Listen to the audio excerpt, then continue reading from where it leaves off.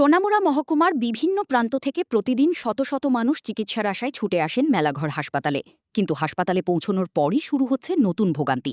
দীর্ঘদিন ধরে তালাবন্ধ public toilet, প্রায় 2 বছরেরও বেশি সময় ধরে বন্ধ পানীয় জলের মেশিন, ন্যূনতম পরিষেবা থেকেও বঞ্চিত রোগী ও তাদের পরিজনরা। মেলাঘর হাসপাতালে প্রতিদিন দূর দূরান্ত থেকে চিকিৎসার জন্য আসেন অসংখ্য রোগী ও তাদের স্বজন, কিন্তু হাসপাতাল চত্বরে ঢুকলেই তাদের পড়তে হচ্ছে নানা সমস্যায়।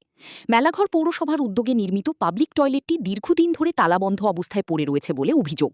ফলে জরুরি প্রয়োজনে রোগী ও তাদের সঙ্গে আসা পরিজনদের চরম সমস্যায় পড়তে হচ্ছে। শুধু শৌচাগার নয়, বিশুদ্ধ পানীয় জল নিয়েও রয়েছে একই সমস্যা। জল জীবন মিশনের অধীনে হাসপাতাল চত্বরে বসানো হয়েছিল আধুনিক ওয়াটার এটিএম মেশিন।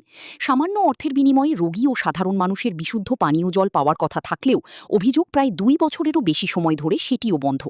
দীর্ঘদিন বন্ধ থাকার কারণে মেশিনটিতে ধুলোবালি জমে এখন কার্যত অকেজো অবস্থায় পড়ে রয়েছে। যেখানে একটি হাসপাতালে রোগীদের জন্য পরিচ্ছন্ন শৌচাগার এবং বিশুদ্ধ পানীয় জল ন্যূনতম পরিষেবার অংশ, সেখানে মেলাঘর হাসপাতাল চত্বরে এই 2 পরিষেবাই দীর্ঘদিন ধরে অচল থাকার অভিযোগ উঠছে। স্বাভাবিকভাবেই ক্ষোভ বাড়ছে রোগী ও তাদের পরিজনদের মধ্যে। Bureau report, news now.